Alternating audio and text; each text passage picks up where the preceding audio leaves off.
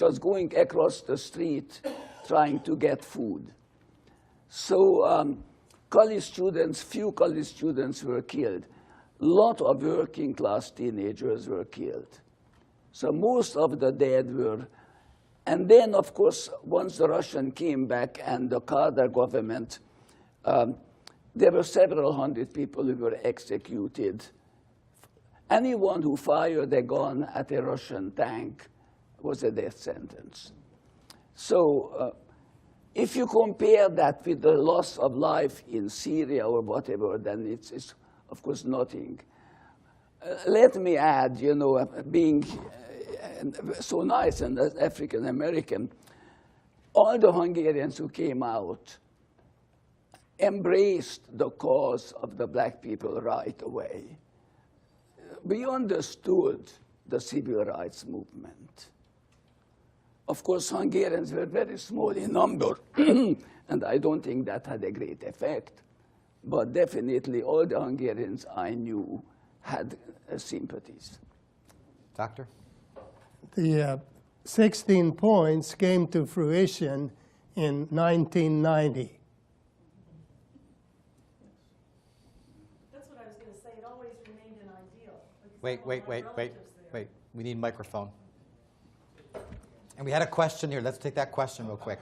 Yes, I am a 56er. Welcome. I am an American, and I am a proud Texan.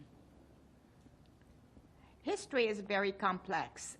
First of all, it can happen in the microscope, but it will have macroscopic effects. Many things influence it: economics, politics, sociology, many, many things. It's a living, dynamic evolution. As a 56er, I was more sheltered than our distinguished panel. But since then, I've done my studies privately.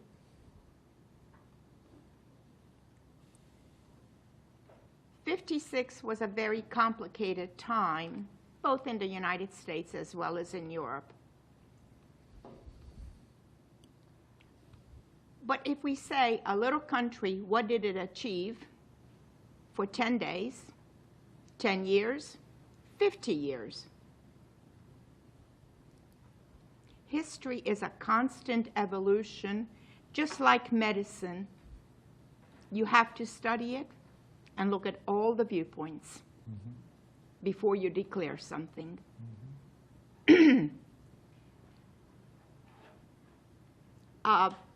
A little comment I like to make about nationalism.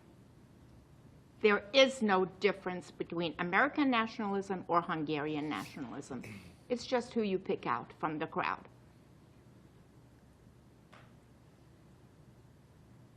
Okay. I love the study of American history, wars, Civil War, whatever period. In fact, the most difficult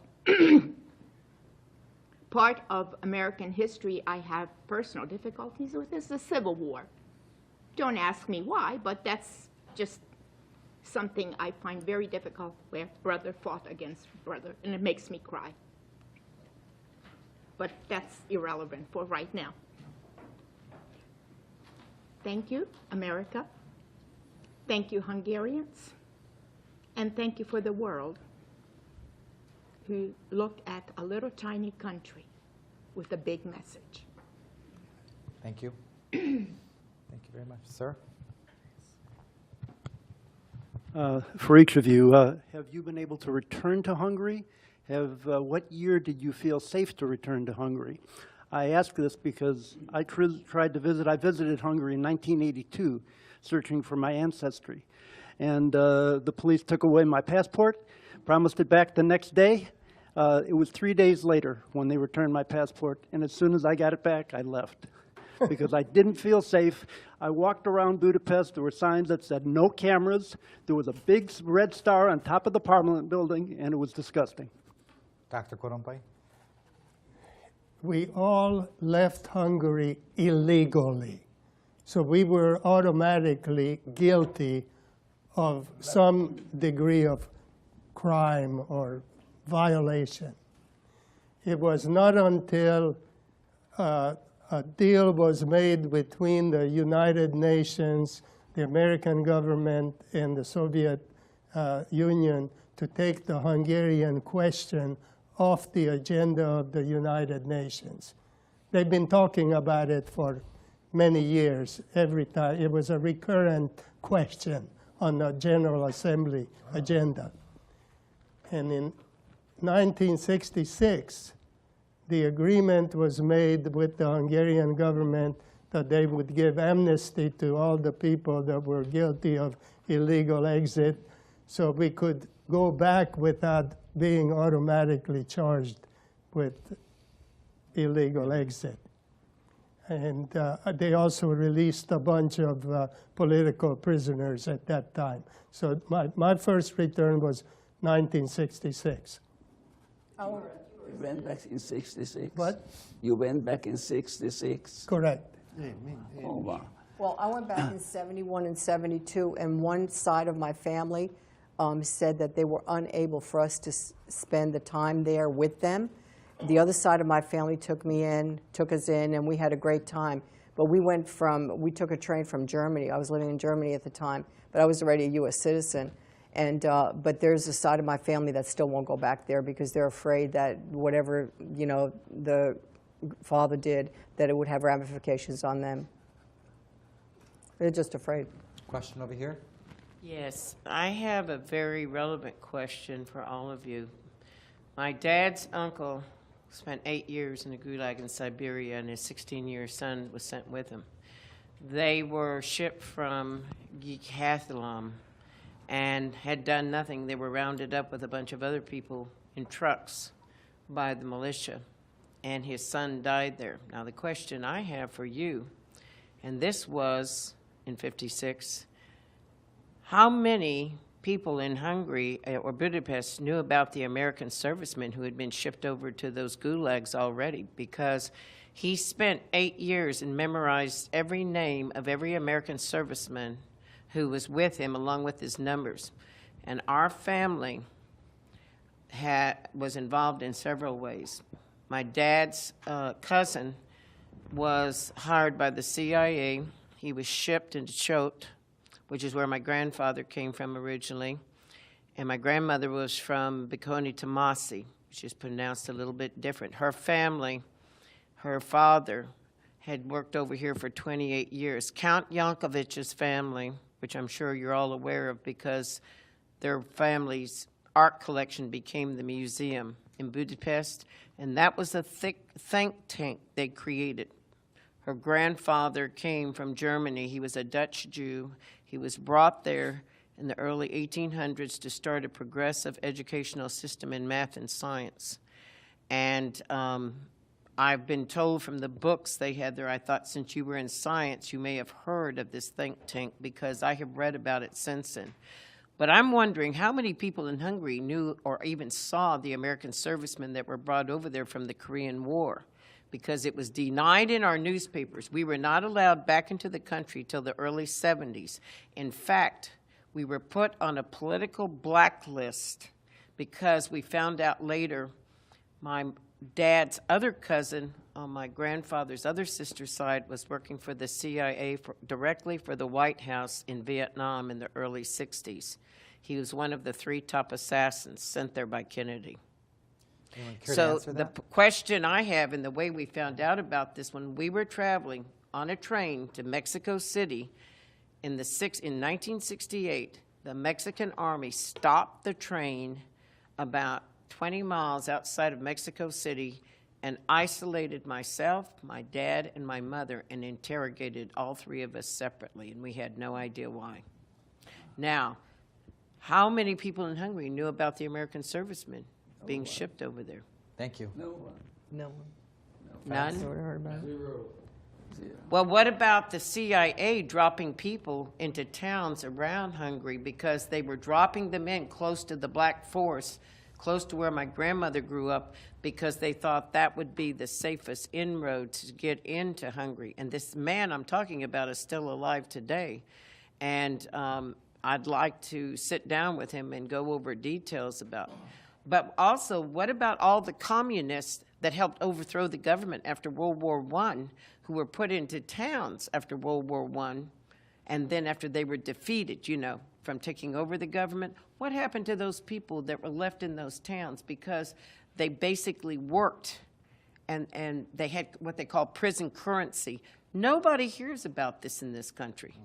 Nobody hears about it. No, you're right. And yet those people had to be reassimilated back into the population. They were brainwashed. You know, the communists spent a lot of time brainwashing people in the late 1800s. That's obvious. So they went after the poor and they went after the needy, just like they did in this country. Great, let's try to have someone answer. Anyone care to answer any?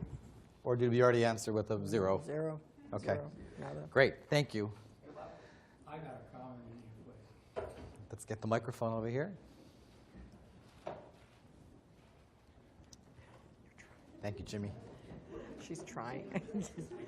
Oh, I'm Both sorry. hands. I'll get you next. I was a Hungarian freedom fighter. 17 years old I was in 1956. I would like to correct a couple of the comments these honorary Please people hold the made in microphone. here. One particularly, that defense of Eisenhower, why we didn't receive any help from the West. The same time when our Hungarian Revolution was going on at the Suez Canal, the Western countries wanted to retake the canal. And the Russians, when they came in to Budapest, November 4th, the new troops, not the occupying force, I can tell you that Russians who stayed from 45 on till 56 revolution, they gave up their arm. They helped us to give. This is where we get our arms. We fight against invading 16th Division, what he was referring to, brought in.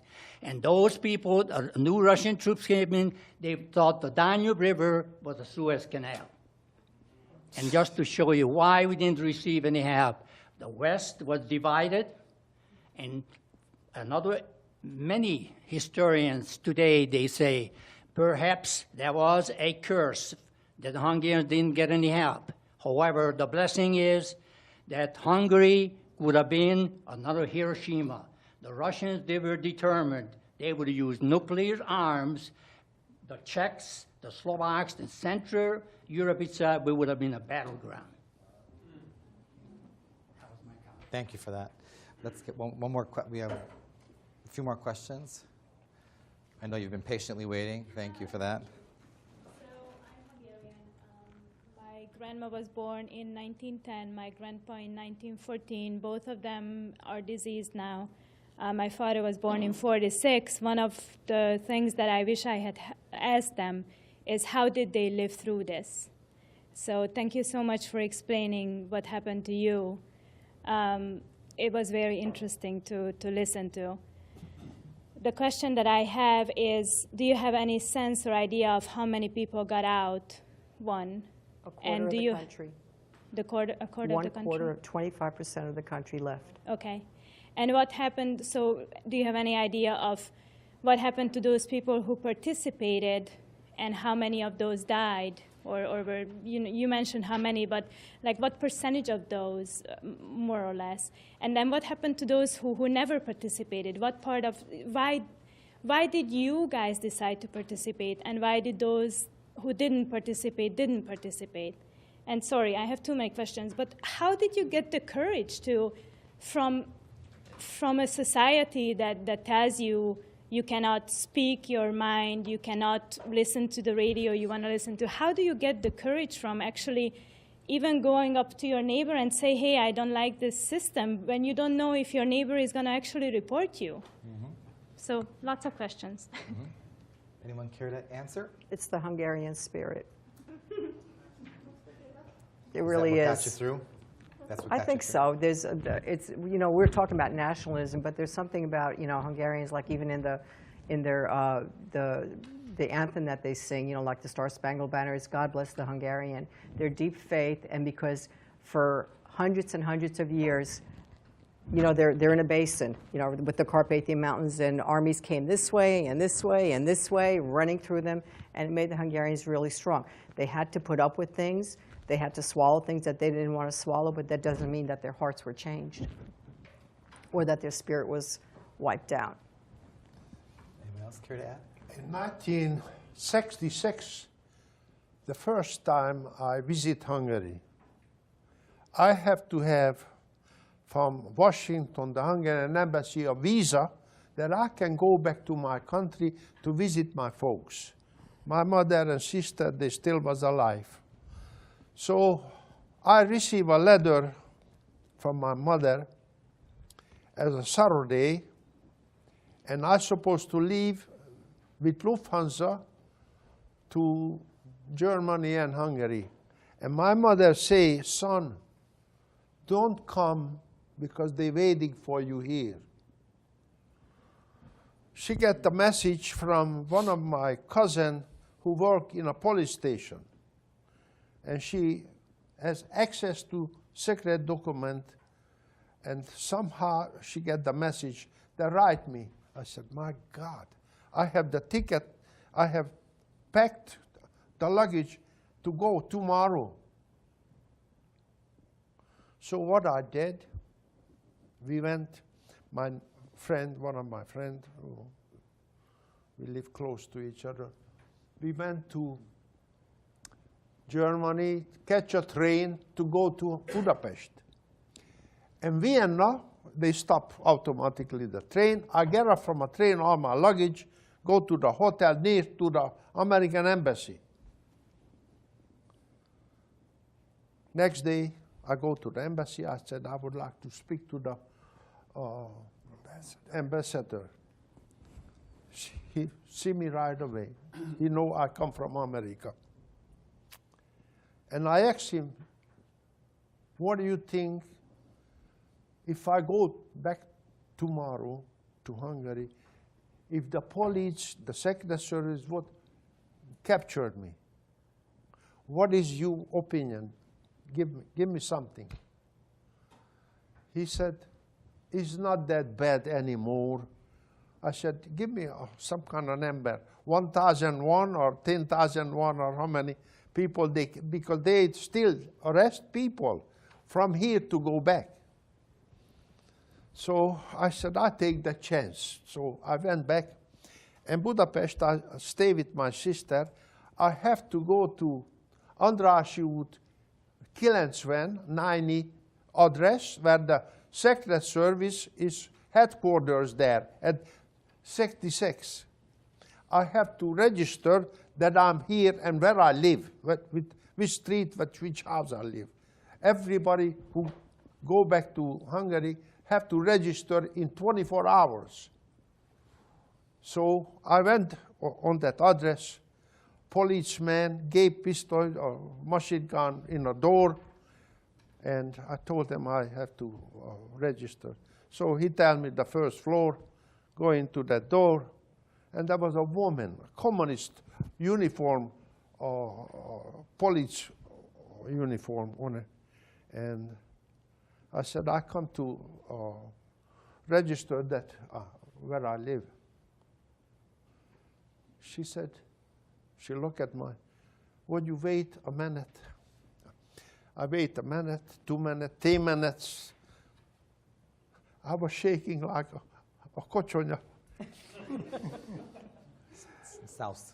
Because she don't come back right away. I thought it's Jello. Aspic? I don't know what it is. I thought it's something wrong. I said, if I go out, the police in the front door catch me.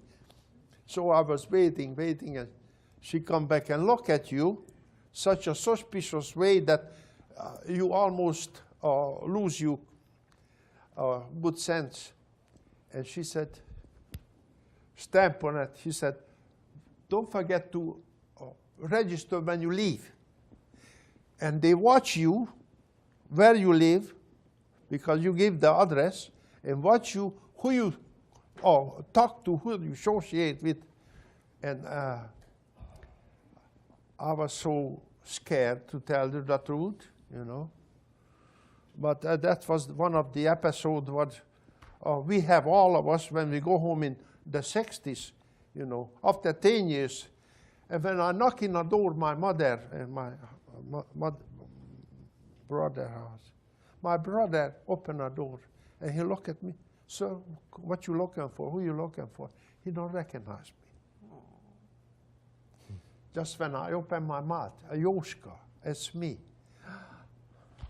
And that's, you know, everybody inside, you know. Thank you. Question? Yes, sir. In the microphone, please. In the microphone, please. Right. Okay. Of the 16 points, number 1 mentioned the peace treaty. When was that treaty made? Between who? And what did it say about withdrawal of Soviet troops? The peace treaty finishing World War II. Okay. And according to that treaty, the Soviet Union could maintain military presence in Hungary as long as they were present in Austria. The Americans. When in '55 Austria became independent and all 4 occupying powers left, the excuse to keep military presence in Hungary ceased. That was the part of the peace treaty and part of the national treaty with Austria. But who made that peace treaty? Peace treaty was the Allies, the major the powers, four England, power. Name it Churchill? England, the United States, France, and I Russia. think Russia. And Russia. Are you referring to the Yalta Agreement? I'm sorry? No, this is the peace treaty. Remember the end of the Second World War. Yes. And it was the Warsaw Pact, Yeah. similar to the Right. NATO. When Churchill, Eisenhower, and Stalin make a peace treaty, sell Eastern Europe to the Russians. Yeah, yeah. Peace treaty with why I Hungary hate was Churchill. supposed to be also with the Russian troops withdraw, Yeah. but the Russian did not. Who made that? Who signed that peace treaty? I believe it, all the foreign Churchill, ministers Stalin. represented by the 4 powers. yeah. Ma'am? I just wanted to say that my mom, who's sitting beside me, is 92, and she went through all this as well. But she came out in 1949 at the end of the war. And she was also in that situation. She'd worked with the Red Cross for years, but she was at that point that night that she made the decision to take, it was a kind of a very dangerous night for her. She had to make a decision, go as a spy because she spoke numerous languages, or sneak out. And she did sneak out. But we were talking about that spirit of Hungary and also what you take on from that and just the strength of moving forward. You have a history that is full of horrors, a family that was killed, but that movement forward, just always move forward the best you can. And I find that in a lot of Hungarians, that you just step out there and a lot of refugees, you move forward and you take in what you can in life in spite of all that is living in you as well. And, Thank you. I And thank feel you like for we- being here. He's thanking you for being here. Any other questions? Beautiful. Any other questions from anybody? We have a question over here.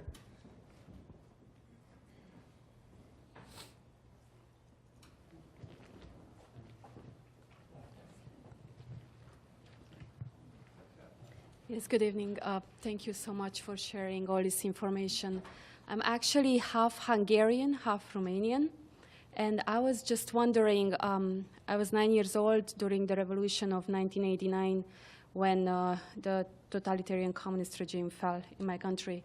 And I was wondering if anyone in Hungary knew about the inspiration that the Hungarian Revolution had on some of the Hungarian and, well, partly Hungarian cities from Transylvania at that time, and the student body, especially from Temesvar. So did anyone know there about it at that time? That was because, you know, the first Hungary question. still, you know, they, deep down inside, they lay claim to that part of Hungary that was taken away from them. And I had an aunt from Temesvar So, you know, we were always up on the news about what was going there, and secretly, the Hungarians were starved there. They couldn't get jobs. They weren't allowed to speak Hungarian. You know, of course, I have Romanian friends today. It's just a different world. But yes, everyone always knew what was going on there, and we're just praying for them. And that's really the extent of it, always aware.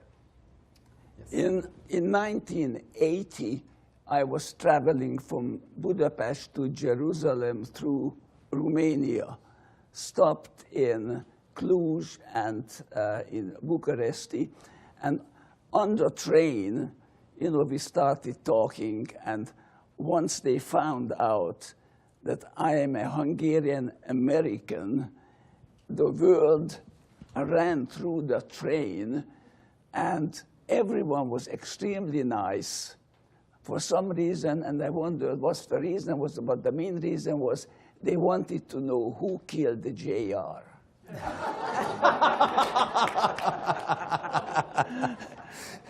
Okay, well, thank you. Appreciate that. Well, as you know, the same way we listened to the Free Europe radio, I remember we had to hide it under the pillow because we were always afraid that if they're coming, then we will all be caught. But just a second question, please. What do you love most about Hungary? And that's all. Thank you. What do you love most about Hungary? What we know about? What do you love most? Love? Our culture is so beautiful. Our music, what we have, what we produce, the Hungarian, is out of this world. I listen to Hungarian music every day on my computer. Okay, music. Anything else? Poetry. I mean, I learned hundreds of poems, and I still remember them. Yeah. You know, I mean, Hungarians love poetry in general. I even remember Russian poetry, or French or German. So we inherited from the Hungarian culture the love of words and poetry, and of course music. I mean, Hungarian music is very special and was also very influential. I mean, Béla Bartók is considered to be one of the absolute best creators of music in the 20th century. I love Hungarian folk songs. I played them on the violin every day, endlessly, to the great pleasure of my family. Dr. Korompai? What would you say? I learned to play the piano by ear. I don't read music, but I have thousands and thousands of Hungarian folklore. Beautiful Hungarian melody. And I have it in my mind how this goes, and I tried a few times, and sure enough, about 5 minutes later, I played the song. That's beautiful about it.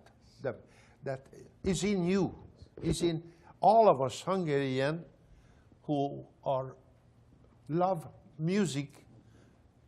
You can produce it, you can sing it. Sing it under the shower by yourself, you know, it's still beautiful. Care to add? I'm not in love with it, but I'm proud of Hungary's scientific history.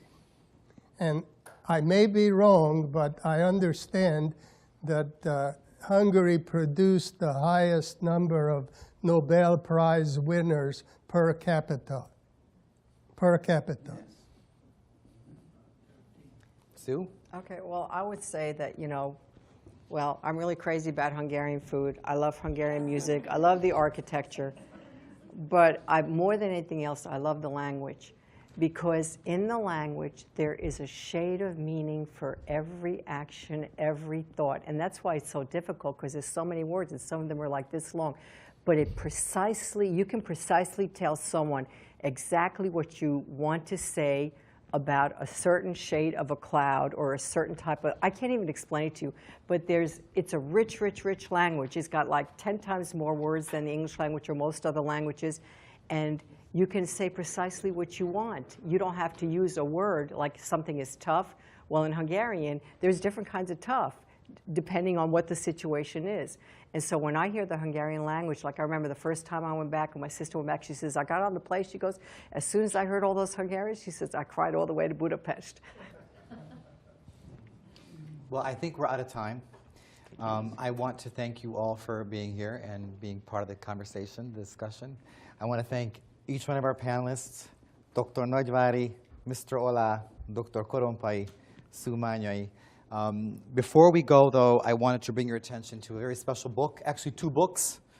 Here's one by Joseph Nagyvári, and the other one is a fabulous book that our guest from Dallas, Belushka Eva Belushka, has been instrumental in seeing come to fruition. I'll have a copy. She actually has copies if you're interested. These are stories. Sue's story is in there, for example, and Joseph's. So feel free to take a look at this, both books. And again, I want to thank you. Take a look at the exhibit one last time. Thank you. And thank you again to UHD, and good night.